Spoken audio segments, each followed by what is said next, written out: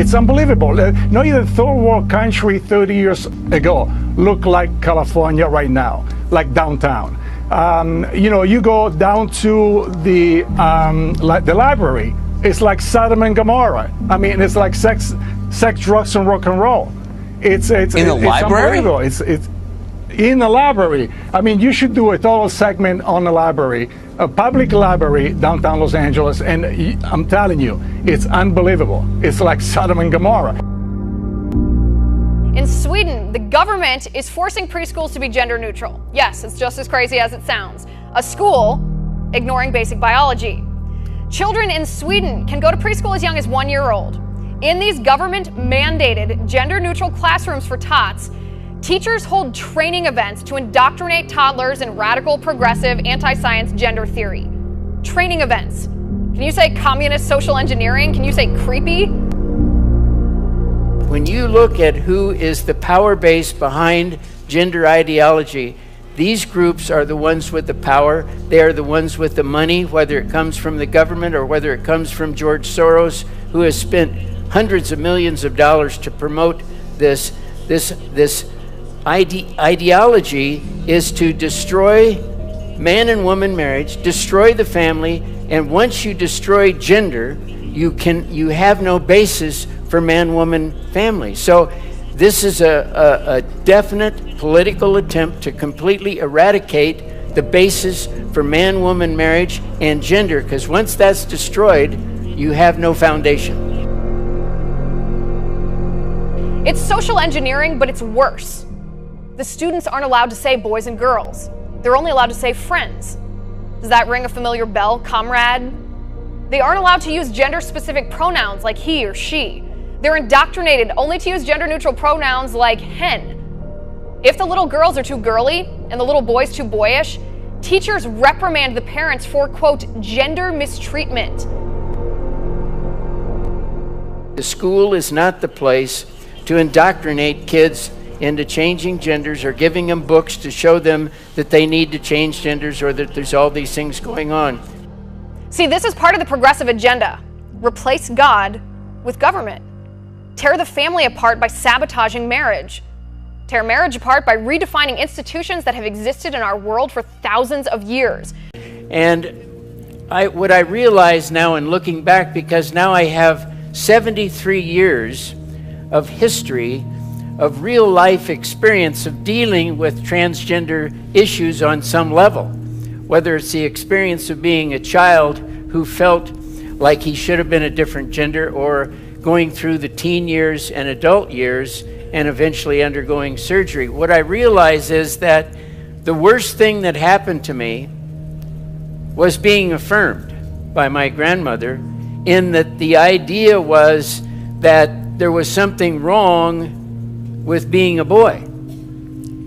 And so when you begin to affirm someone in the opposite gender, it's a bigger picture than that, because what you're really saying is there's something wrong with who you are. So how do you fix that? And once that seed was planted in me, I call today the seed of gender dysphoria, as it grew, it began to take over my thinking, and it began to play in my head every moment of the day.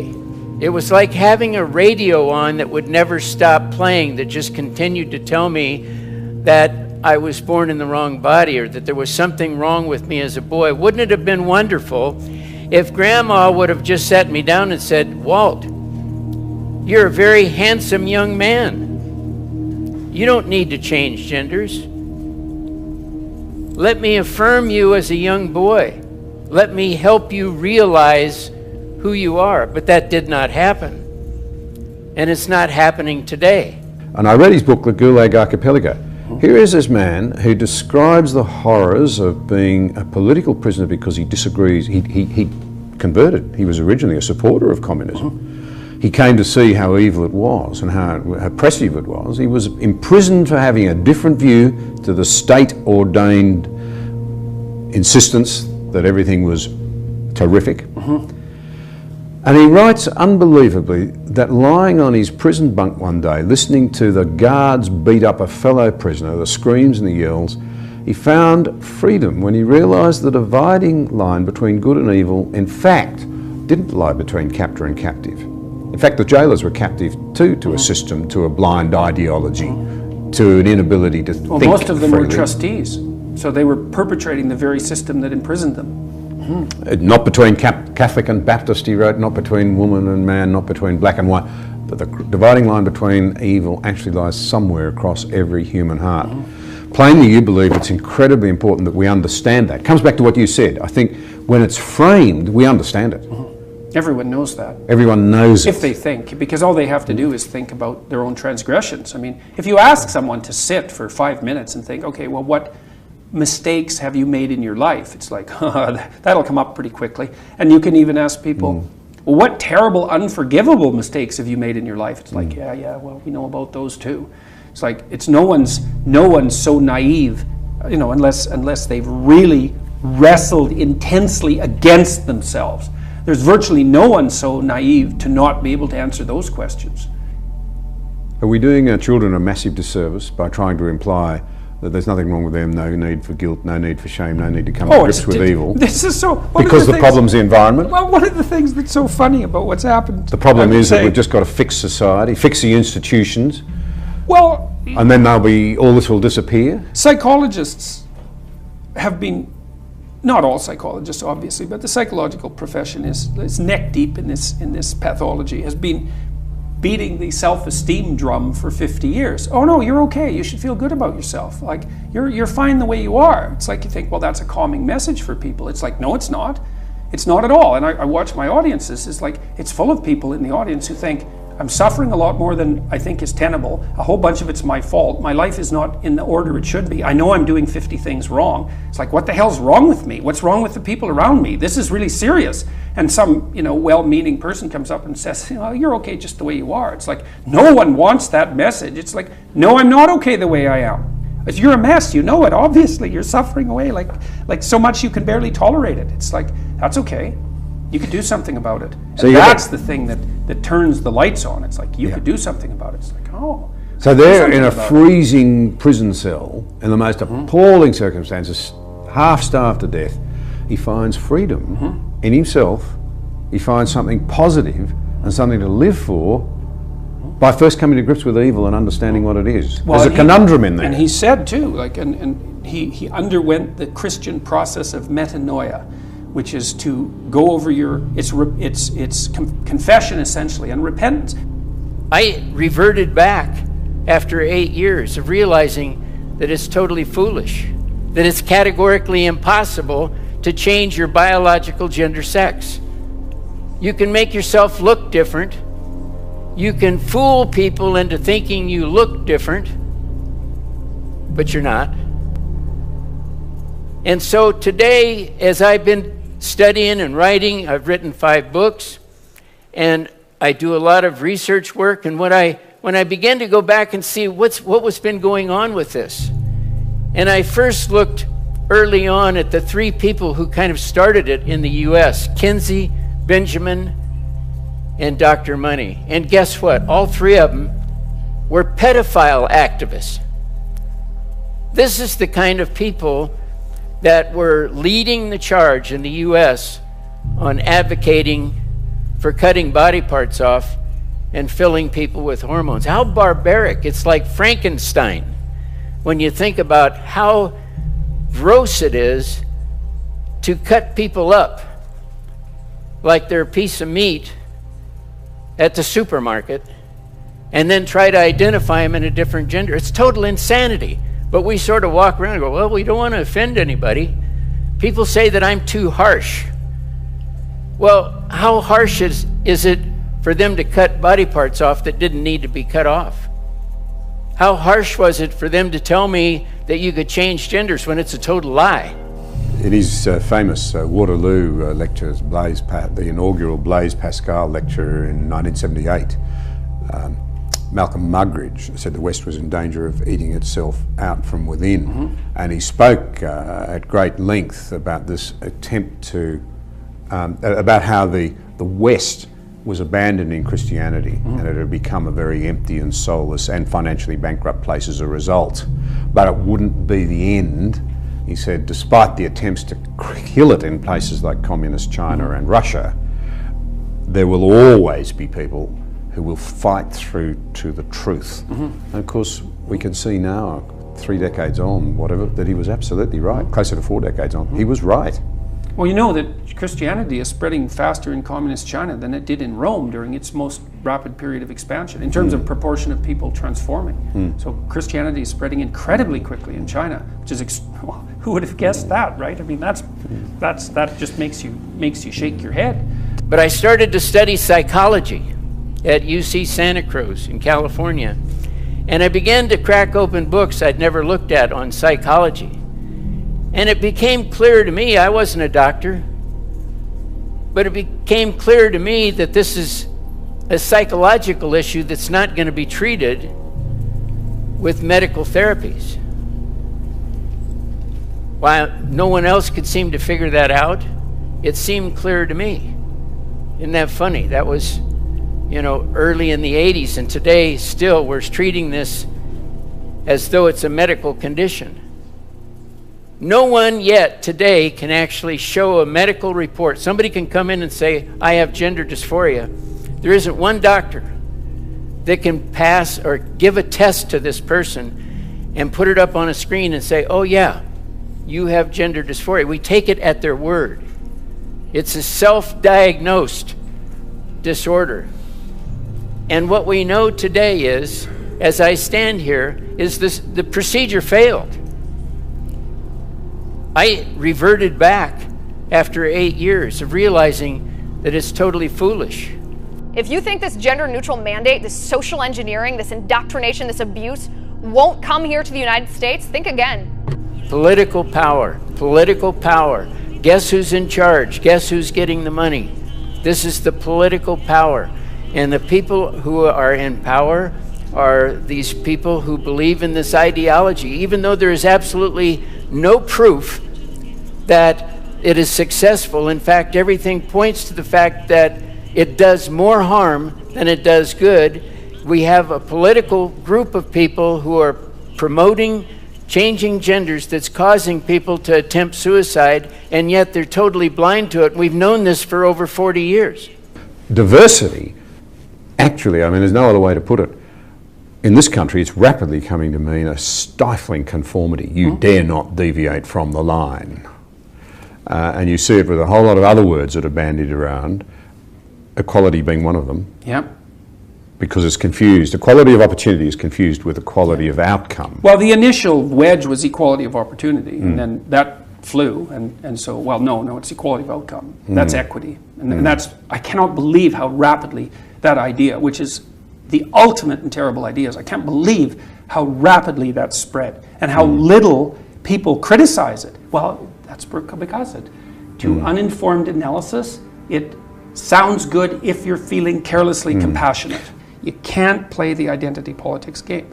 Well, so what do you do instead?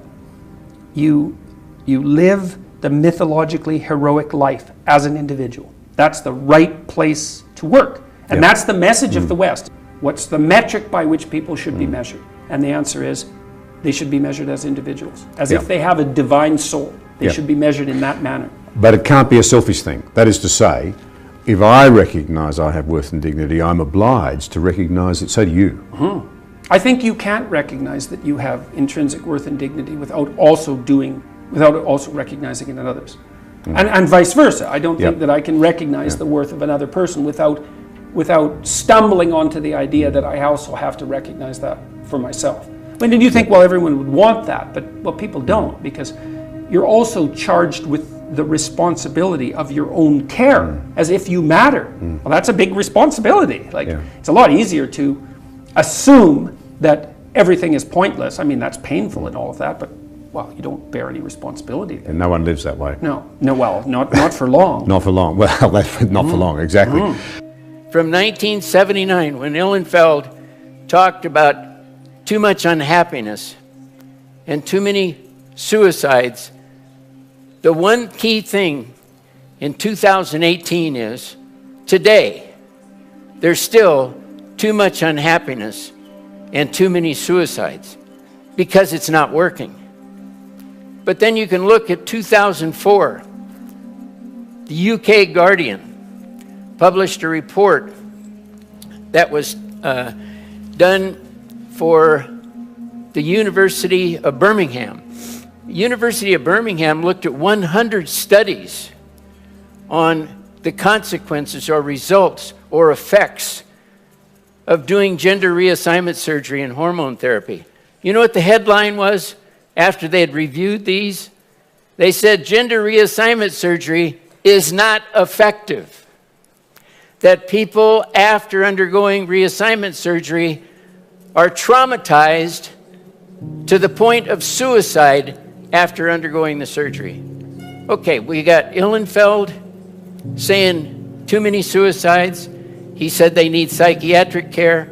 We got a study of 100 studies done in the UK that said it's not effective. And we're still doing it today.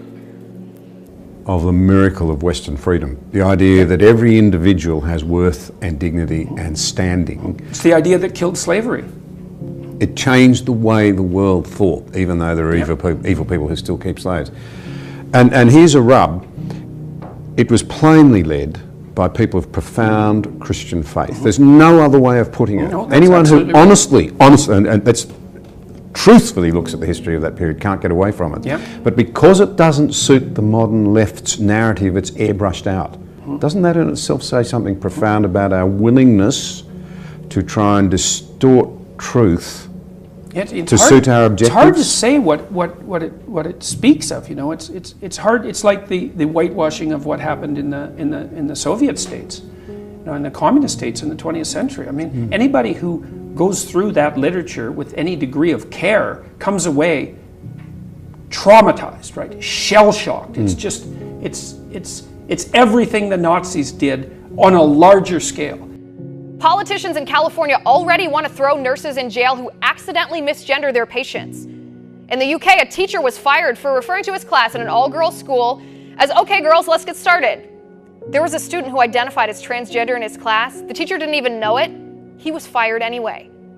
If we are not brave enough to speak up and say, biology is biology, it's not bigotry, girls are girls and boys are boys, and they are equal, but they are scientifically different, then this is going to happen here in America next. You're doing a great job of modeling courage in the face of fire. Well, there's something I'd like to say, maybe in closing, about courage. People say that to me, and you know, I don't think it's exactly right. There's a line in the Old Testament, the fear of God is the beginning of wisdom. And I think it's more like that. It's not that I'm courageous, it's that I'm afraid of the right things. So when I made my videos, it wasn't like that didn't make me nervous. But I was less nervous about going back to bed and not saying what I had to say than I was about making the videos. Because I know where this is going. I don't want to go there. That's something beautiful that your wife said to you. In reality, we are all broken somehow, right? He said we're all broken, and we all need the redemption of Christ, and we've grown together in our faith, and we've been married now for 20 years. Thank you. So we don't want to, you know, it's Pascal talked of the glory and the scum. To reach our full humanity, it seems to me we need to understand both in tension. Now, Carl Jung the unbelievable scum that lies in terms of our potential at the bottom of every heart. The extraordinary nobility, you call it the spark of divinity, I would say made in the image of a mighty creator. You've got to hold those things in suspension if you to find your real humanity. And in fact, the way through to the good place is surely through the valley of darkness in the first place. Well, then you know, that's, you think, well, if it's possible to be enlightened, why isn't everyone enlightened? It's like, well, you don't get to paradise, you don't get to heaven without harrowing hell first, right? And who's going to do that? Like, that's a terrible thing to do. It isn't even clear that you can survive it. No, I mean, it's brutally damaging to come to terms with your own proclivity for malevolence, and so people don't do it, and it's no wonder. But the funny thing is, and this is also something that I think that people who've been watching my lectures have been attracted by, especially the young men. It's like, until you understand that you're a monster, until perhaps you even develop that as a capacity, you don't have the moral force to do good. And so not only is that dissent to begin with necessary to scare you straight, right, to make you understand what exactly it is that you're dealing with, but you don't even have the strength of character to be good until you understand just exactly what sort of monster you can be. Like, that doesn't work. And so you watch the people around you who thrive, regardless of what they say, they act out the proposition that everyone matters. And then you have a functional society. And I think, okay, well, if when you act out the proposition that everyone matters, you have a functional society, maybe that's evidence that that proposition is true. It's like, I think it's true. I think the idea that the individual has a spark of divinity within him or her, I think there isn't a more true way of saying that. And if you act that out, well, goes back to the idea that you brought up about potential, which is also something I've discussed with my audiences a lot. It's like, we don't act like we live in a material reality. We act like we face a landscape of potential, an external landscape of potential, with an internal reservoir of potential. That's how we act. And then we call each other out on it. We say things like, well, you're not living up to your potential. And the person goes, so yeah, well, I know. It's like, well, what do you mean by that? What do you mean by that? Well, you mean there's more to you than meets the eye. Even though it's not measurable, right? It's not tangible. It's just possibility. But everyone acts as though that's a reality. And we all act as if we make choices about what reality to bring into being. We punish ourselves for our moral errors, and other people as well. We act out this ethic that puts us each at the center of being as active participants in the world that we want to bring forward. Everyone acts that way. And if we don't, then things go to hell instantly. So it's like, well, what do we believe? This is the argument I've had with people like Sam Harris, the atheist types. It's like, yeah, you think you're atheist, man. It's like, you're Christian, Judeo-Christian, let's say, to the core. You just don't understand it. You just don't realize it. And it's understandable, but it's not helpful. A relationship with Jesus. I know you have a Christian faith, but I would like to know what's the role that the Christian faith play when you were in the hole and they rescue. The rescue. Well, I think, the Lord never left me. I left the Lord. And so when I began to start working my way back to dealing with these issues, I sat down with, and this is the last question, right? I sat down with a Christian therapist, and we began to talk about my life just as we are today and all the painful things that had happened. And so as we went through these things, I had written them down on a yellow lined piece of paper, and we went outside his office and put a match to them and torched them and let them go away in the air. And he said, let's go back in and pray. And so we went back into his office, and he was one of these people who would pray for hours at a time. I was a person who would pray for a minute at a time and be done with it. But he wanted to pray. And so I went back and began to pray with him. And during that time of prayer, which I had already confessed to the Lord that I had lived my life wrong and I wanted to be redeemed and restored, and I had been working toward that end. During that prayer, with my eyes closed, the Lord came to me in white. He was reaching out to me, and I looked during this prayer, and I could see myself as a little baby wrapped in cloth, and the Lord picked me up. I could see that it was me, and he held me in his arms, and the Lord spoke to me and said, you are now safe with me forever. And at that point, I was redeemed and restored and have been ever since. Thank you. If I lay out the rationale for the Christian ethic, which is something like pick up your damn cross and struggle uphill, which is a really good message, they think, oh yeah, well that makes a lot of sense. It's like, well, I don't need the metaphysical baggage. It's like, well, maybe you do and maybe you don't, but even to pick up the practical utility of that idea, which is overwhelming, that's an excellent start. I was thinking the other day, a journalist asked me why people are responding so positively to what I'm saying, the young men, for example, and I thought, why? Yeah, that's a good question. He says, well, I'm actually on their side. I'm pretty happy that I'm really happy that they're not wasting their lives. I'm really sad to see that people are disenchanted and nihilistic and depressed and anxious and aimless and perverse and vengeful and all of those things. It's terrible. And then to see people question whether that's necessary and then to start to rise out of it. It's like, it's so fun. Like last night I was after my talk, it's overwhelming.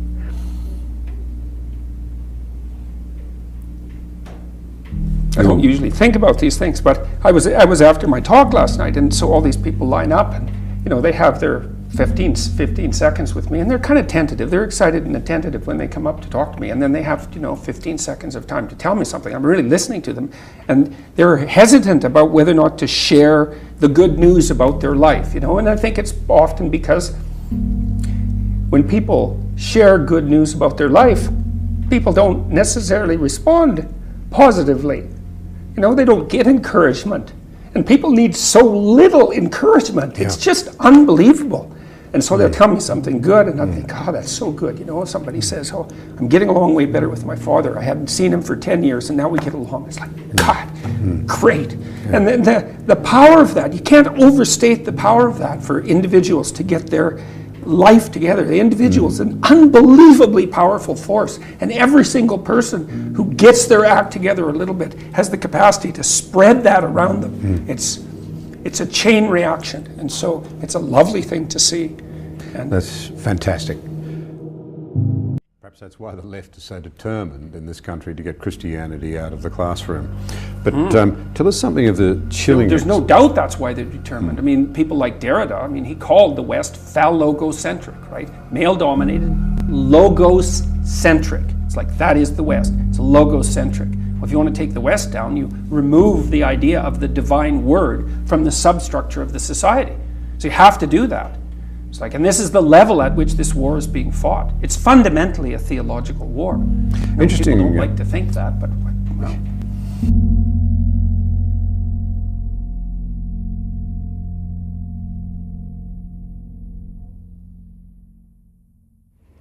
The freedom of speech. You say, well, speech is the right to freedom of speech is central because it's the right by which you defend all the other rights. Well, that's why the idea of logos in the West is the most sacred concept, right? So Christ, if you think about this psychologically, Christ is the ideal of perfection. Now, this is independent of any religious discussion or any historical accuracy. It doesn't matter. What Christ represents is the perfect individual, whatever that is. Now, you discuss endlessly what that is. But one of the things the West has settled on is the idea, that the perfect individual utters the truthful speech that makes potential into habitable order. Does that through truth. And that's embedded in the first few sentences in Genesis, for example, when God brings the world into being. So, and the idea that truthful speech that brings the world into being from formless potential also characterizes each person. That's our fabrication in the image of God. That's the idea of the West. It's an unbelievably remarkable idea that perfection, individual perfection, is to be found in a relationship with spoken truth. God, that's the great idea. Well, it's out of that arises the observation that there's nothing more central to the hierarchy of rights and obligations as well, let's say, than freedom of speech. Yes, it's absolutely central. That's why Christ is the Word made flesh. The idea is that the perfect individual is the person who speaks truth, but also acts out the truth of those words. It's a proposition whose merit is virtually self-evident when you understand it in that manner. So yeah, to see assaults on freedom of speech, especially compelled speech, well, that's where I drew the line. North Korea is denouncing a new American nuclear strategy that calls for the U.S. to enhance its arsenal of low-yield nuclear weapons. A spokesperson for the North Foreign Ministry's Institute of American Studies says the U.S. strategy is a declaration of war against the world. As part of our defense, we must modernize and rebuild our nuclear arsenal, hopefully never having to use it, but making it so strong and so powerful that it will deter any acts of aggression by any other nation or anyone else.